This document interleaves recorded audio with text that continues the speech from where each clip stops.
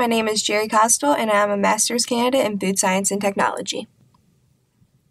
My name is Renee Dupel, and I am a recent graduate from Virginia Tech in food science and technology. Most cookbook guidelines for fish and shellfish are vague. This makes it difficult to know if the fish or shellfish have been fully cooked. Proper cooking is needed to provide food safety without sacrificing quality. Today we're showing you how to prepare some favorite fish and shellfish: salmon, tilapia, and shrimp.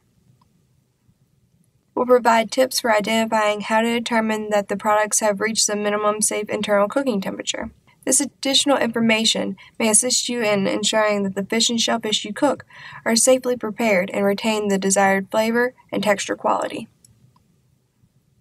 There are many ways to prepare fish and shellfish. Popular methods include pan frying, deep frying, sautéing, grilling, smoking, barbecuing, poaching, and steaming. All of these methods involve heat, sometimes in combination with other ingredients, to cook the product and to kill bacteria that may cause illness. We will show the steps in baking and broiling salmon and tilapia, and broiling and boiling of shrimp.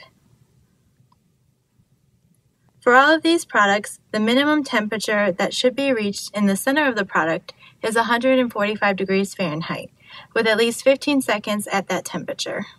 It is always wise when cooking any meat, including beef, pork, poultry, fish, and shellfish, to use a thermometer for determining that the product has reached the appropriate endpoint temperature. We will illustrate how to use a thermometer in measuring the temperature of each product that we will prepare today. There is a large variety of thermometers that can be used for measuring temperatures in meat products.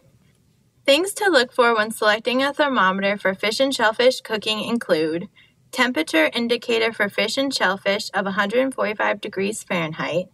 Many meat thermometers do not have this defined, but are still appropriate for use if you know the target temperature.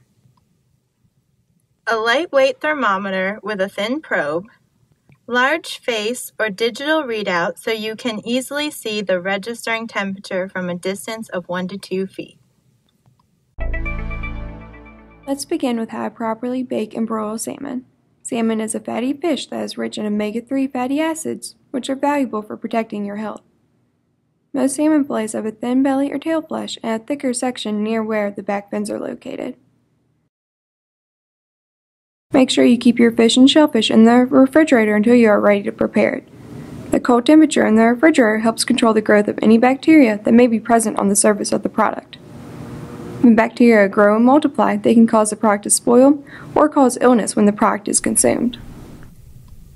You can season the salmon however you would like. However, make sure that you do not cross-contaminate anything by using dishes, utensils, or cutting boards that touch the raw salmon prior to washing them with soap and hot water. This includes washing your hands thoroughly after handling raw seafood. Cross-contamination can cause foodborne illness. We will be baking the salmon at 375 degrees Fahrenheit.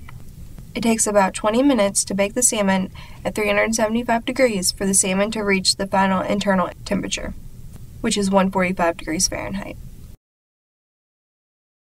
The broiler setting on the oven, which is about 500 degrees Fahrenheit, will be used for broiling the salmon. It will take about 15 minutes for the salmon to reach the final internal temperature. The amount of time required can vary on the size and thickness of your fillet, so it's always good to have a meat thermometer available as well.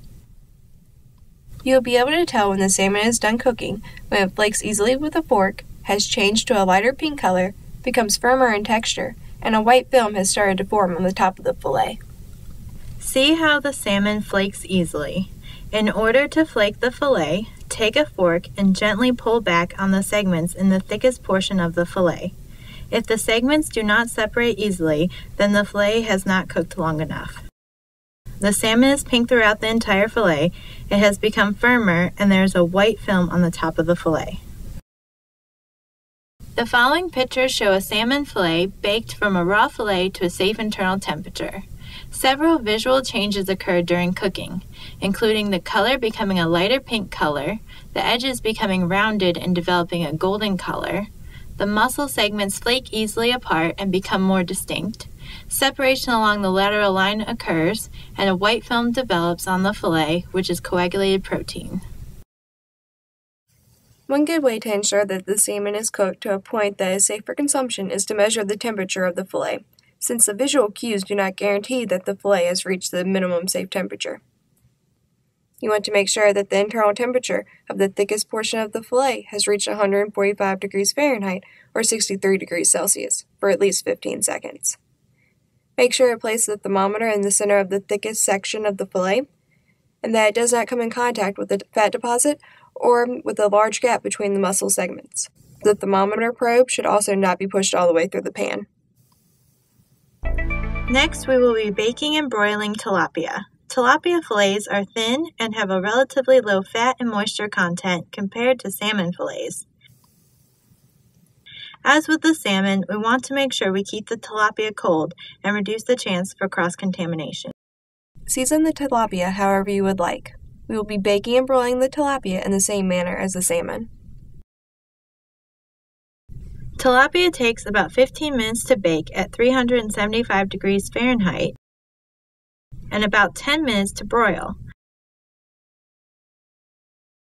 Tilapia will change from translucent to opaque, will become softer in texture, and will flake easily with a fork when it is cooked properly.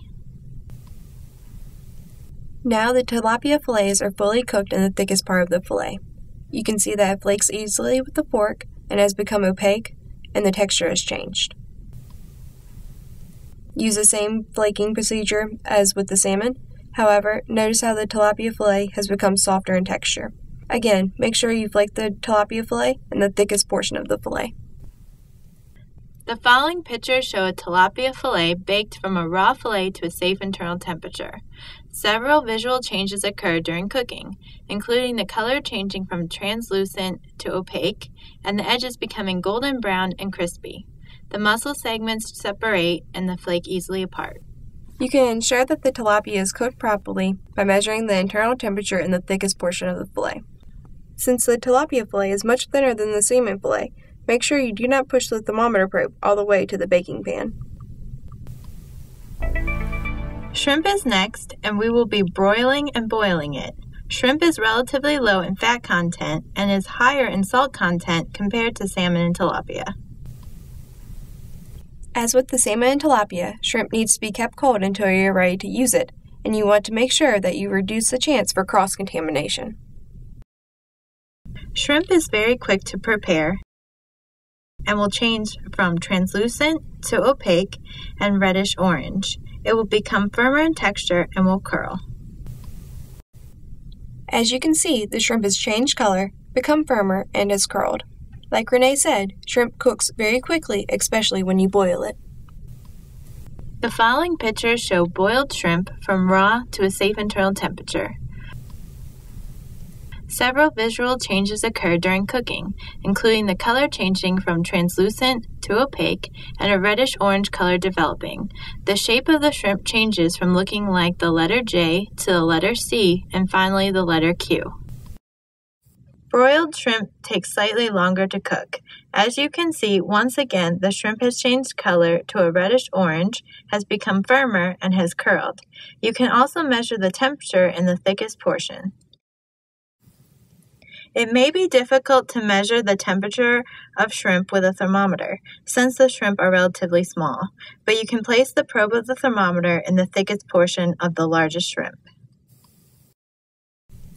When preparing fish and shellfish, visual and textural cues are important to look for to determine doneness.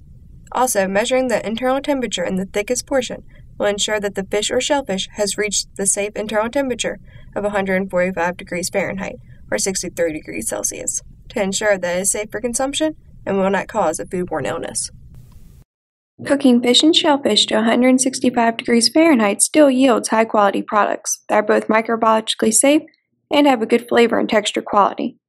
However, cooking above that temperature could lead to products that have decreased sensory acceptability, including a drier texture, darker color, and possibly a loss of flavor. Other important facts to remember are to keep all fish and shellfish cold until you are ready to prepare them, and to make sure that you refrigerate any leftovers immediately, and consume these leftovers within a day. Also, wash any dishes or utensils that come in contact with the raw fish and shellfish. Hopefully this video will help you feel more confident in preparing fish and shellfish at home for yourself and your loved ones.